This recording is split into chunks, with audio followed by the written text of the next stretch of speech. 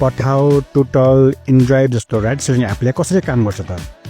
यस्तो एप बनाउन कति खर्च लाग्छ, कमाइ कसरी अनि कति हुन्छ, मार्केटिङ कसरी गर्ने त? त्यसको बारेमा यो भिडियोमा डिटेलमा दिएको छु, हेर्नुहोस् है त। राइड सेयरिङ अथवा ट्याक्सी बुकिङ एप भनेको चाहिँ मोबाइलबाट नै आफ्नो नजिकको बाइक वा ट्याक्सीलाई बुक गरेर यात्रा गर्न मिल्ने सिस्टमलाई भनिन्छ। यसको काम गर्ने प्रोसेस चाहिँ सुरुमा कम्पनीले कुन ठाउँमा सुरु गर्ने त्यो यहाँ एडमिन प्यानलले जो फेन्सिङ लक गर्नुपर्ने हुन्छ। त्यसपछि त्यो ठाउँमा कुन टाइपको भेहिकल चलाउने त्यो राख्नुपर्छ। त्यसपछि त्यो गाडीको भाडा राख्नुपर्छ। दिनको र रातको फरक भाडा अनि जोन वाइज फरक भाडा पनि राख्न सकिन्छ। जस्तो कि काठमाडौँमा बाइक अनि ट्याक्सी चल्छ, तर बुटवलमा अटो रिक्सा र बाइक चल्छ। त्यसैले यहाँदेखि सुरुमा कुन ठाउँमा कुन गाडी चलाउने भनेर कम्पनीले सेट गर्नुपर्छ। त्यसपछि कस्टमर अनि ड्राइभरको exact location Google map AP use गरेर लिएर लोकेसन अनुसारले भेहिकल सेलेक्ट गर्न सकिन्छ। यो भनेको चाहिँ सबै अटोमेटिक प्रोसेस हो। एक्चुअली तपाईँले रुल सेट गरिदिएपछि लाइफ टाइमसम्म चेन्ज नगरेर पनि चलाउन मिल्छ हजुरले। अब यो कम्पनीले कसरी अनि कति कमाउँछ त?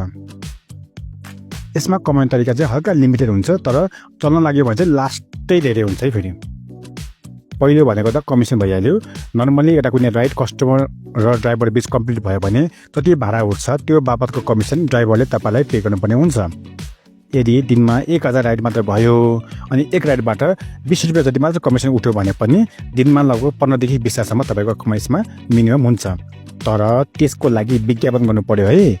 यत्तिकै चाहिँ न कस्टमर न ड्राइभर कोही पनि आउँदैन एपमा, अनि एप बनाउने मात्र हुन्छ, खर्च मात्रै हुन्छ, 1 रुपियाँ आम्दानी हुँदैन। फेरि यो चाहिँ तपाईँलाई रिस्क हुन्छ। अब अर्को भनेको चाहिँ रेजिस्ट्रेसन चार्ज ड्राइभरसँग लिन सक्नुहुन्छ।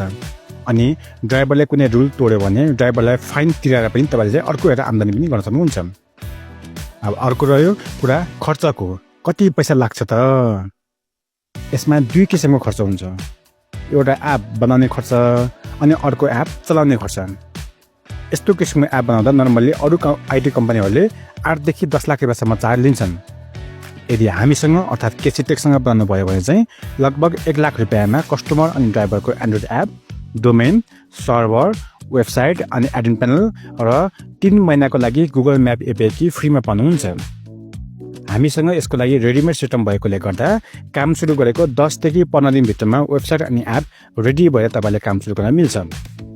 आइफोनको लागि चाहिँ बनाउँदाखेरि एउटा एपको लगभग 50,000 जति तपाईँलाई एक्स्ट्रा पर्न जान्छ है। फेरि अब अर्को एप चलाउने खर्च, मार्केटिङ, अफिसको खर्च, स्टाफको स्यालेरी चाहिँ तपाईँले जति गर्नुहुन्छ त्यतिमै डिपेन्ड हुने कुरा हो।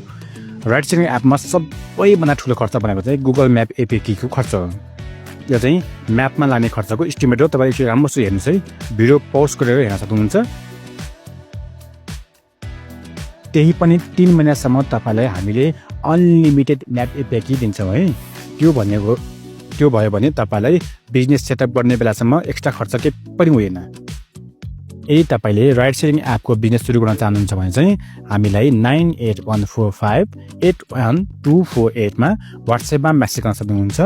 हाम्रो राइड सेयरिङ एपको डेमो चाहिँ अर्को सेकेन्ड पार्टको भिडियोमा रहेको छ, त्यो पनि हेर्न सक्नुहुन्छ है त।